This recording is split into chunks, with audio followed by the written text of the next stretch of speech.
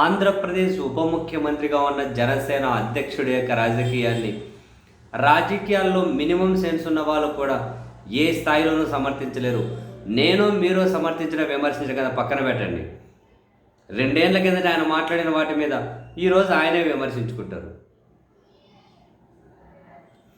6 నెలల కిందట మాట్లాడిన దాని మీద ఈరోజు ఆయనే విమర్శించుకుంటారు.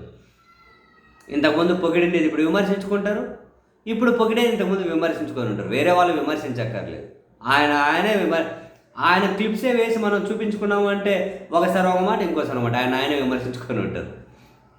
అసలు ఆ రాజకీయము ఆయన వ్యవహార శైలి నిజంగా అద్భుతం అనిపిస్తుంది. దేశంలో 10 మంది రాజకీయ నాయకులు రాష్ట్రాలను దేశాలను పాలించే వాళ్ళు ఇలా ఉంటే సరిపోతుంది. ఇంకా ఇంతకుముందు హిందీ గో బ్యాక్ అన్నాడు, ఇప్పుడేమో Hindi come come come come అని పిలుస్తున్నాడు. ఇంతకుముందు గో బ్యాక్ అని ఇప్పుడు కమేన్ అంటున్నారు. అది కూడా ఎంత కాన్ఫిడెంట్గా కమేన్ అంటారో. హిందీ లేకపోతే భవిష్యత్తు లేదు, ఇంకా జీవితమే లేదన్నట్లు అంటున్నాడు. హిందీ లేకపోతే మీ పిల్లలకు అవకాశాలే లేవు ఇంకా అని చెప్పి మాట్లాడుతూ ఉన్నారు. దీని మీద చాలామందికి అసహ్యంగా ఉంది. కొందరు లోపల దాచుకుంటున్నారు. ప్రకాష్ రాజ్ లాంటి వాళ్ళు బయట ఎలా కక్కుతూ ఉన్నారు. ఈయన మాట్లాడిన వీడియోని షేర్ చేసుకుంటూ ప్రకాష్ రాజ్ గారు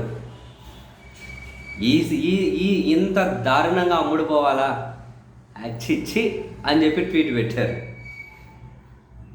ఈయన హిందీని గొప్పగా పొగుడుతూ మాట్లాడిన వీడియో షేర్ చేసినటువంటి ప్రకాష్ రాజ్ గారు ఇంత దారుణంగా అమ్ముడుపోవాలా చిచ్చి అని చెప్పి ట్వీట్ చేశారు.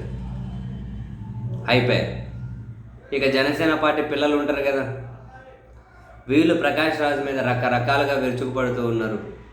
అఫీషియల్గా జనసేన పార్టీనే ప్రకాష్ రాజ్కి కౌంటర్ ఇచ్చుకుంటూ ఆయన ఏదో తమిళ్లో మాట్లాడిన ఒక వీడియో ఏదో చిన్న ఏదో గుసగుసలాడుతున్న ఏదో క్లిప్పు పెట్టి అమ్ముడుపోవడం అంటే ఇలా ఉంటుంది, అమ్ముడుపోవడం నీకు తెలిసినట్లు వేరే వాళ్ళకి తెలియదు,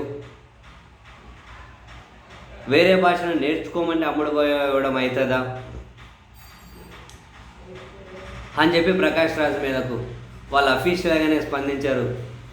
జనసేన పార్టీకి సంబంధించినటువంటి పిల్లలైతే ఇంకా ప్రకాష్ రాజ్ని బై డిఫాల్ట్గా బూతులేక అవే తిడుతూ ఉన్నారు.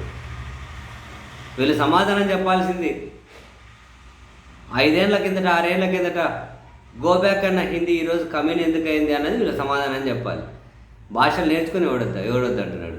నేర్చుకోవడానికి బలవంతంగా నేర్పించడానికి తేడా తెలుసుకోరు వీళ్ళు. నేను అదే చెప్పాను కదా, ఏం సిద్ధాంతాలు ఏం కథలు లేని వాళ్ళు ఎటు గాల్లో వెళ్తే అట్లు పొద్దుతిరడపోయి ఎటు ఎండ తిరిగిపోతూ ఎటు ఎండ ఉంటే అటు సైడ్ తిరుగుతుంటుంది. వీళ్ళు ఎటు గాలి తిరిగితే అటు సైడ్ తిరుగుతూ ఉంటారు. దానికి వీళ్ళు గాలి ఎటువైపు తిరిగి అటువైపు తిరిగినప్పుడే ఫుల్ కాన్ఫిడెంట్. ఇంకా అది ఏం మాట్లాడితే అదే ఇంకా అసలు మనకు తెలిసినట్లు వేరే వాళ్ళకి ఎవరికి తెలియదు అన్నట్లు అంత కాన్ఫిడెంట్గా. మళ్ళీ గాలి ఇటువైపు తిరిగి ఇటువైపు మాట్లాడింది అనుకో, ఇటు సైడ్ కానీ అంతే కాన్ఫిడెంట్గా మాట్లాడుతూ ఉంటారు. కనీసం ఒక వ్యక్తికో ఒక పార్టీకో ఒక పార్టీ అధ్యక్షుడికో ఒక బేసిక్ లైన్ అనేదన్నా కరెక్ట్ ఉండదా? కమిటెడ్గా ఒక బేసిక్ లైన్ కూడా దండాల స్వామి వీళ్ళకి.